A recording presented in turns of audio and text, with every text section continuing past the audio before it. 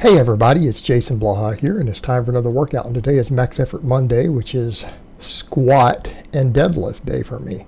I always max on some sort of squat, and then I do some heavy pulling that may or may not really be a max. And today's deadlift wasn't a max, but we pull heavy enough to get an idea of my limits. Now today, I used my Buffalo bar for the first time, and we got a PR. And what most lifters and coaches who work with these bars say is that your ratios are perfect. In other words, your squat and your squat mechanics with the Buffalo bar versus a straight bar are the same. Usually your max is the same. So it shouldn't impact that. What it does do, because this is going to come up a lot, when you're using it for squats, it's just easier on your shoulders, right? Because you can put your elbows down a little easier. It's easier on your shoulders, and particularly for people who want to do some extra bench work, extra pressing specialization, things like that. Using exclusively the Buffalo bar lets you get more volume in overall because it's just easier on your shoulders, right? And there are some very good coaches out there who have a lot of their lifters, and I'm talking their world-class lifters, use these bars up until a couple weeks out from a meet, then swap them back to a straight bar.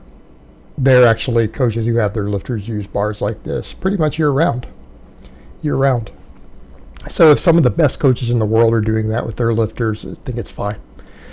But the whole point with this is that we hit a squat PR today. And this is a legit PR. Like if you take the chains off the bar completely, this is a box squat PR. This is probably the heaviest box squat you guys have seen me do. So we ramped up, and I did 452 with just the plates. Now, we know it's more than 452 because there's a little bit of chain still at the bottom. Right? A few pounds, not a lot, but we know it's at least a 452 on the bar. People say, where are you getting that number? Well, because the bar is 52 pounds. So if you add up in a minute all the plates I have on there, normally it would look like, people would say, well, it looks like 445. Well, yeah, the bar is 7 pounds heavier than the Olympic bar, so it comes to 452. So we're getting pretty decent, and I'm on a 12-inch box with a half-inch foam pad set on it, just so that I don't hit my butt too hard in case something goes wrong. But I was happy with it, and I felt like I could have pushed a little harder. But look, this is a box squat PR. We're going to pull off more chain next week, right? Because I had 43 pounds of chains on there, by the way. For those curious, it's 43 pounds of chains.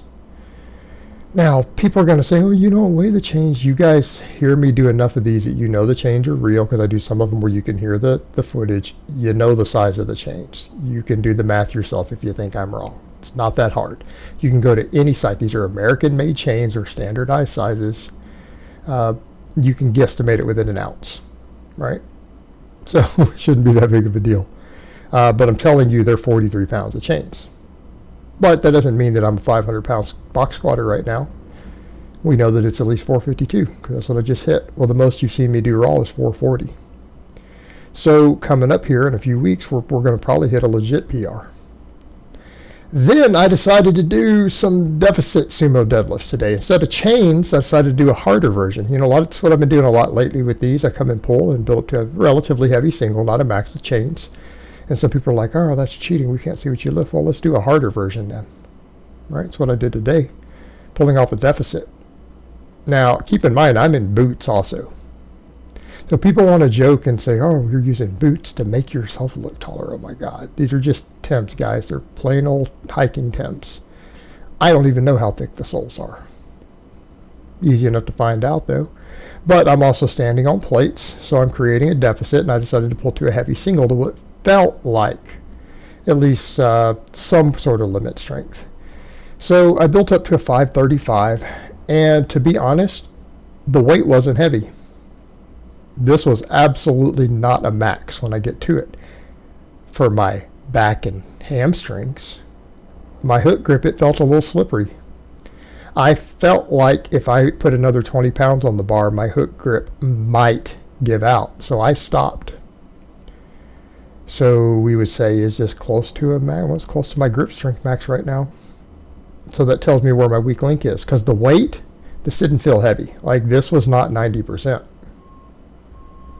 I felt like I could have easily thrown 50 more pounds on the bar and pulled it from a deficit. I don't have enough grip to do it. So I need to start doing more grip work. I was hoping all the farmer's walks I'm doing would handle that, and I cut my pinch block workout. I'm just going to have to do more grip specialization, and I just got to accept that. But then we did the split squats. I hate these. I was just going to talk about in this video, but we ran out of time on the max work of, this is such a fun form of training because you use all these different movement patterns and we get strong at everything. And you just get all around strong at all these variations, right? We get strong at everything. You're basically doing a large numbers of squat, pull, and press variations with nearly maximum weights through different strength curves all the time. You get ridiculously strong relative to where you are all around, and that's the idea. You get rid of all your weak links, and then you do all the supplemental work and everything else. But it's fun because it's just like you're always doing all these new different lifts and new variations of these big lifts. It's fun, it's interesting, it's enjoyable, but it builds an all-around strength base. It's a lot different than just pure specificity strength training. It's one reason this system works really well for people in other sports. There's a reason conjugate type training is really popular in certain field sports and contact sports. For that same reason, it builds all around strength.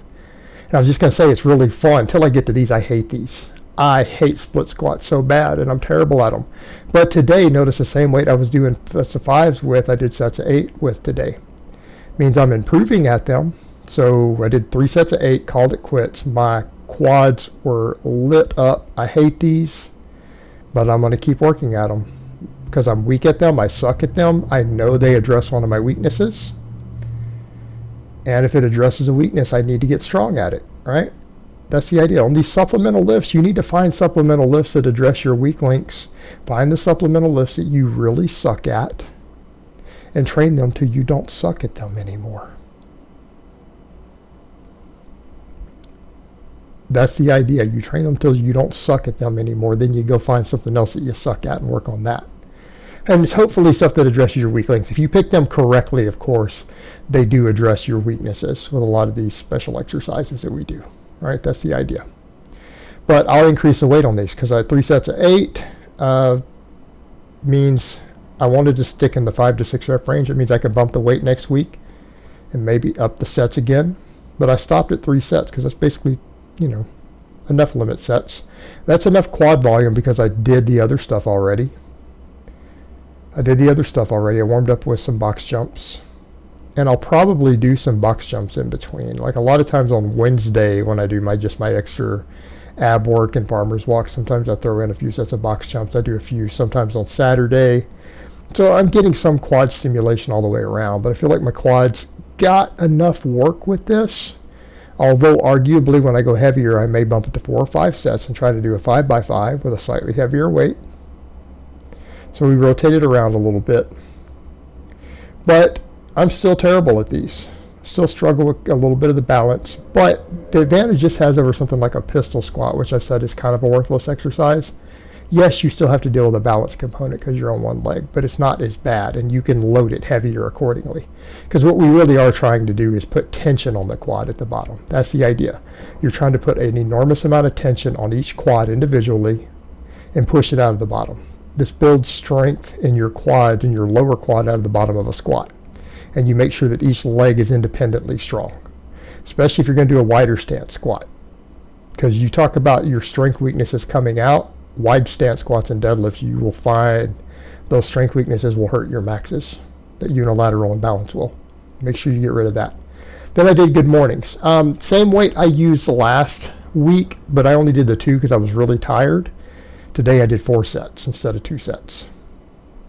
And I feel like this is all the posterior chain work I need today. After hitting the nice heavy deadlifts, getting that box squat PR, I felt like 4 sets of this is enough. I don't think I'm going to do glute ham raises. If I do, I'm just going to do a single high rep set and then call it quits. I feel like today I need to work on later just my abs and maybe do some pinch block work. So my abs and my grip training need to take some priority because I noticed again on the deadlift, I felt like my grip was a little slippery. That's where my deadlift weakness is the grip. Everything else is coming along. I felt like my back, I felt like my hamstrings, all of that stuff felt really good. Like that deficit deadlift was really not that heavy. except in my grip.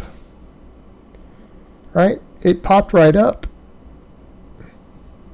I've got to work on the grip. We got to fix it. Doesn't mean we don't do the good mornings. We still need the supplemental lifts. We keep everything growing. Keep everything growing. We keep addressing all these things. But my grip is really and truly my deadlift limitation right now. It could severely limit it. Now, a deficit is harder on your grip than a normal, and some people realize that who've done them. A lot of guys find that their grip gives out on a deficit. There's a whole reason for that. It's a totally different beast. But the deficit deadlift is, for me, a really, really good grip test. And because that felt slippery, I know that that's what I need to work on. So that's what the rest of the day later will be dedicated to, grip training, all that stuff. And I'll go ahead and skip doing any GPP work today, and I'll do it tomorrow and the next day. So I won't do farmer's walks. I'm just going to go straight for grip specialization and core work the rest of the day. All right, guys, but this was actually a really good workout. I was happy with it. It was a lot of fun. Hopefully you guys enjoyed watching it with me. So I hope this has been informative, and I will talk to you guys next time.